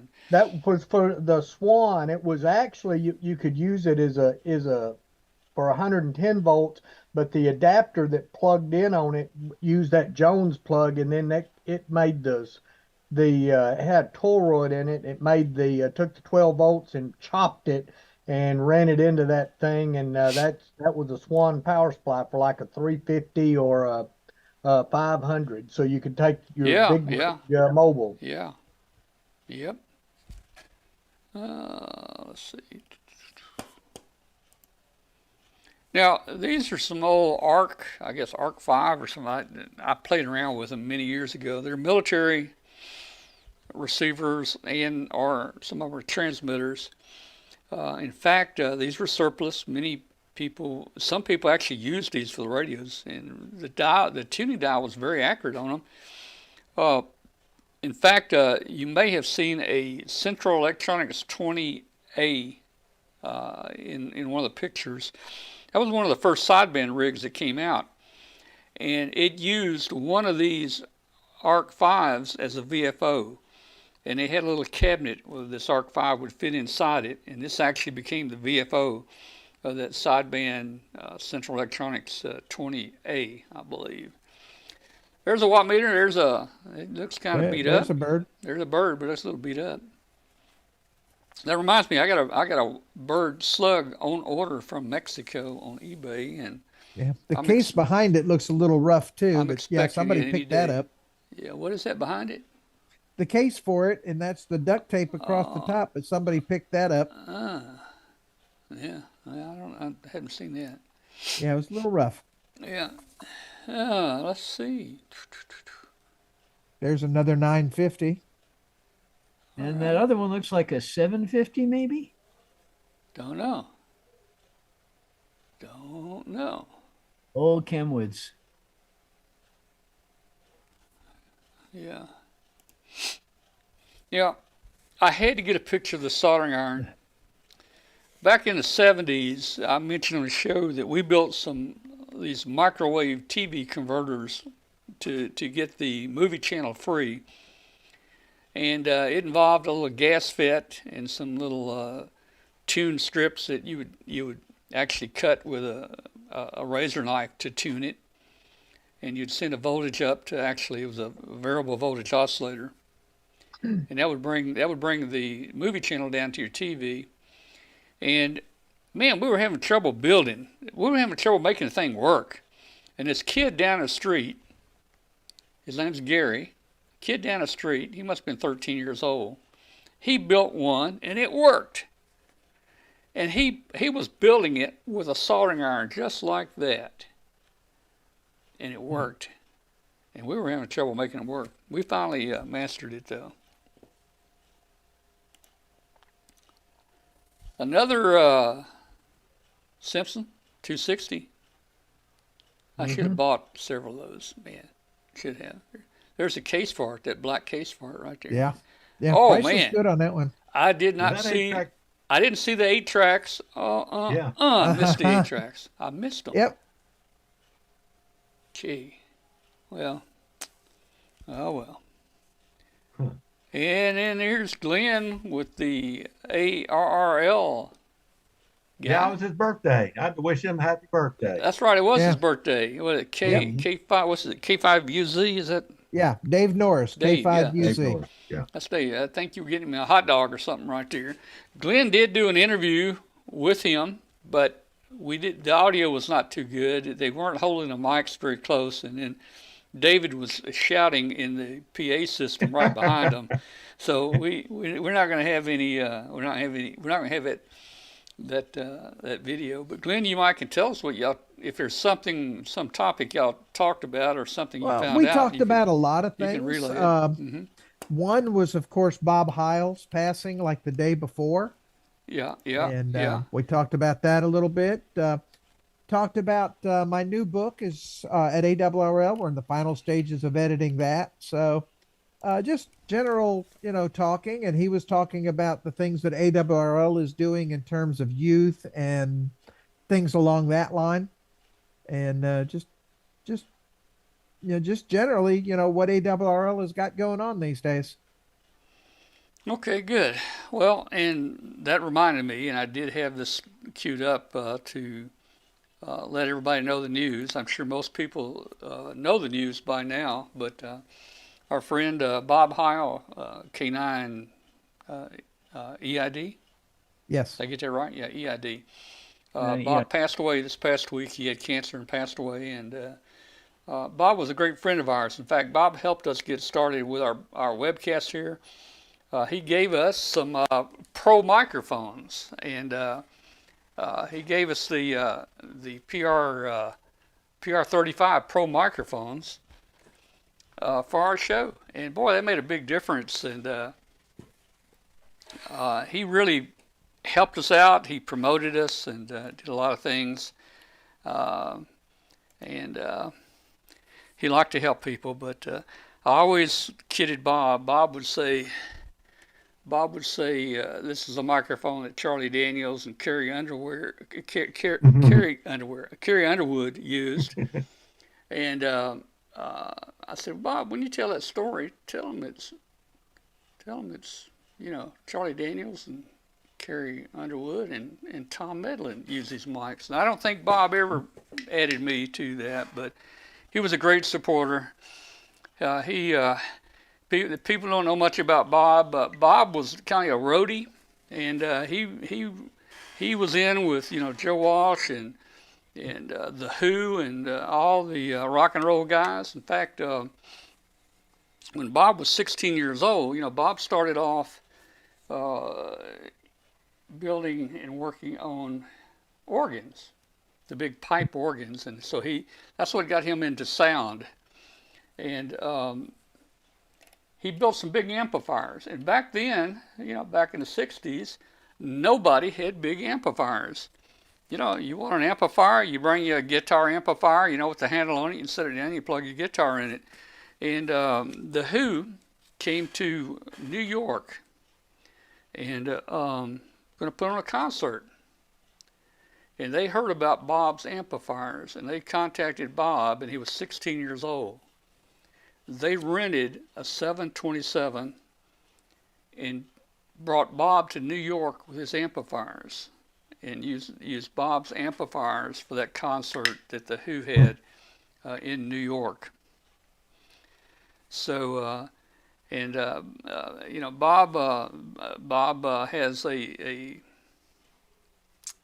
what do you call it, Glenn? The talk box. Yeah, the talk box. Yeah, the talk box that Peter Frampton used. And others have used the talk box. Bob built that and gave it, I think, to Peter for his birthday. Actually, to his girlfriend. His girlfriend contacted Bob to say, what can we get him for his birthday? And so Bob put together the talk box, and right now that talk box is in the Rock and Roll Hall of Fame. Bob is the only vendor that is in the Rock and Roll Hall of Fame right now. So everybody, hey, we're going to miss Bob tremendously. I've known him for probably 40 years, and great friend, and I've talked to him on the radio, and I visited with him, and we're going to miss him. Yep, absolutely. All right. Let's see, Glenn. I think we're coming close to the end of the show here, man. Hey, man, I'm happy on my scope. I didn't need it. I've got a couple scopes here, but no, why would he turn good. down? Why would he turn down something like that, man? Well, the thing is, what Tom is not telling you is that he had me plug it in. Yeah. Well, there was a little doubt whether or not it was going to. Yeah, we know who's expendable here. There was plug it in with the back of your hand. Plug it in. Have the expendable guy plug it in. The red shirt. That's well, it. I mean, you don't want to electrocute the.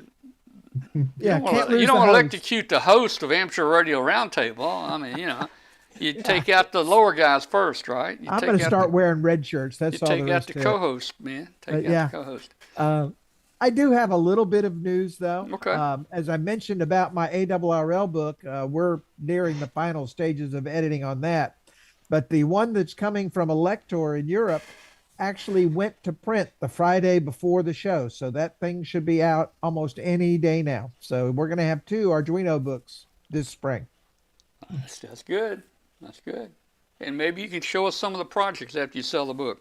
Oh, I can show them now. It's okay. All right. We're actually going to have Dr. Guido Bonelli here in a couple weeks. And, Dr. Duino will be here. Are you going to arrange for him, have him here in a couple weeks? That'd be good. Yep, and we're going to be talking Arduino and stuff then. Okay. All right. Well, hey, let's mention Hamfest here real quick while we're still on the air here. Guys, well, hey, this one's already over, but it was a great one, man. The Arkansas River Valley Hamfest. Coming up in about a week, is a little over a week, is the West Tennessee Hamfest and Swap Meet up in Trenton. Is it Trenton? Trenton, Tennessee, just Trenton, outside Tennessee. of Jackson. Trenton, Tennessee. This will be the first time I go up there. North of Jackson, Tennessee. It's about a little over an hour from us here. And I'll be doing a forum up there talking about Pico balloons and the fun that we've had launching our balloons. And,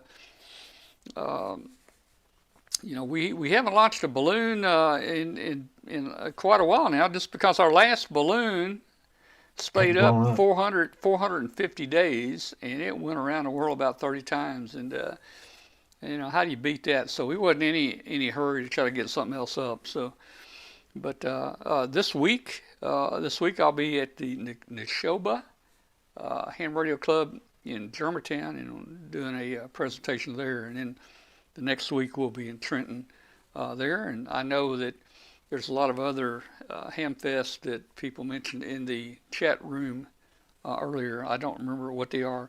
Again, guys, if anybody out there can find me a All-American 5, this is just some examples. If you take the back off, it's got the small tubes like this. This is the 7-pin miniature tubes. You'll see 2 tall ones and you'll see 3 short ones. That's what we're looking for.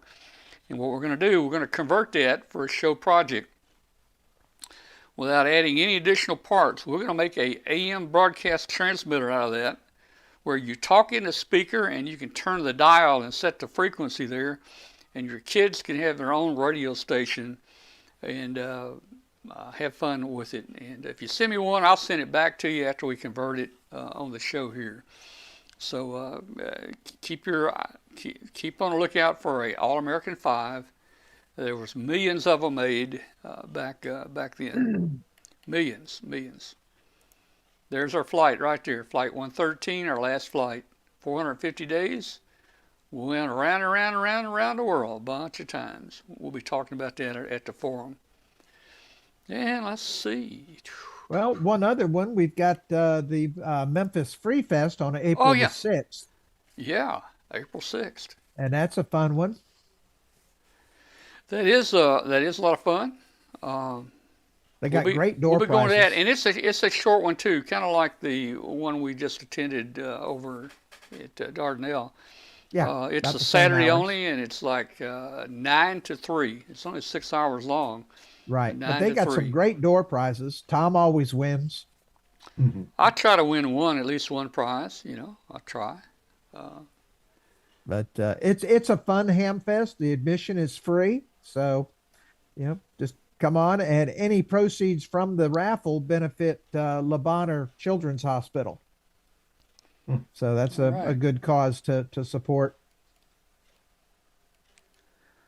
Well, all right. We're about to sign off on shortwave here. So, again, guys, if you've been out there listening and you wonder what we've been talking about, this is Amateur Radio Roundtable, shortwave, ham radio. We're glad you're with us tonight. Join us any Tuesday night at 8 o'clock p.m.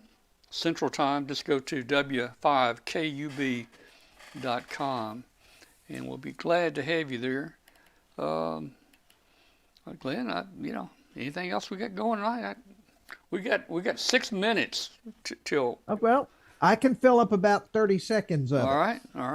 And then, hey, fill up 30 seconds. Then we'll let John and we'll let David. John and Brett fill up the rest.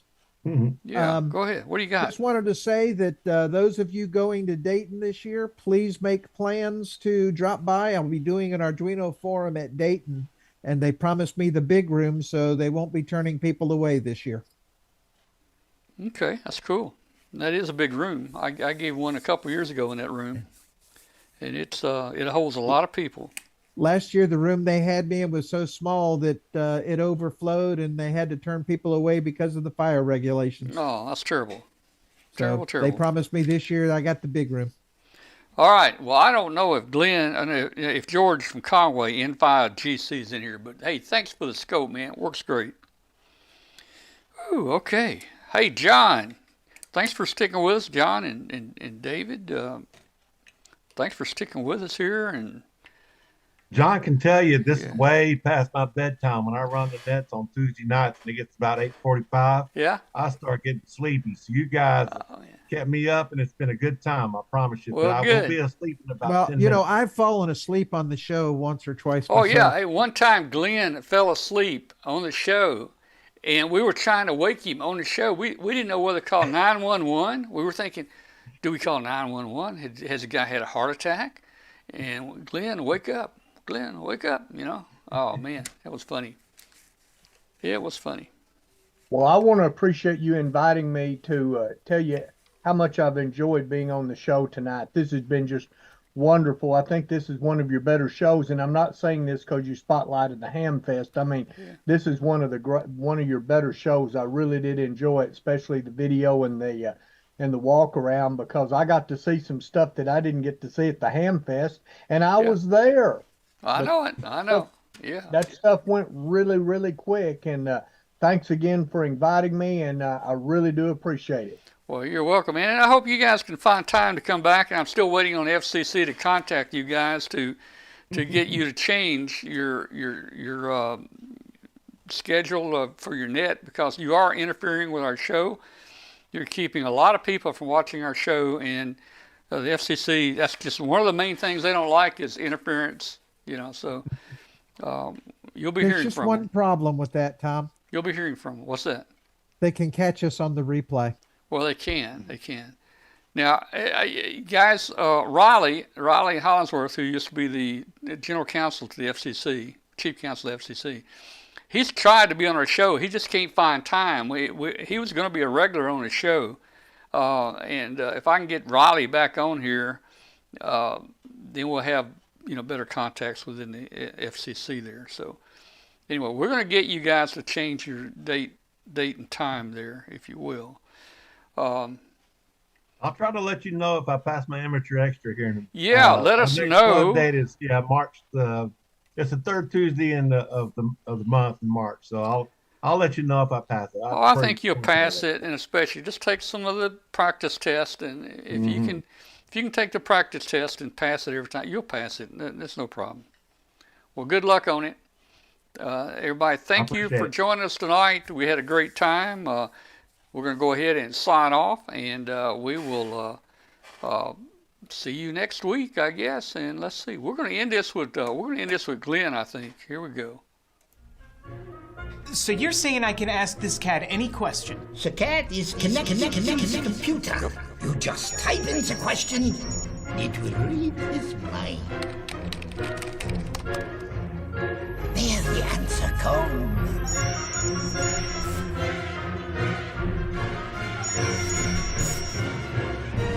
You're the man!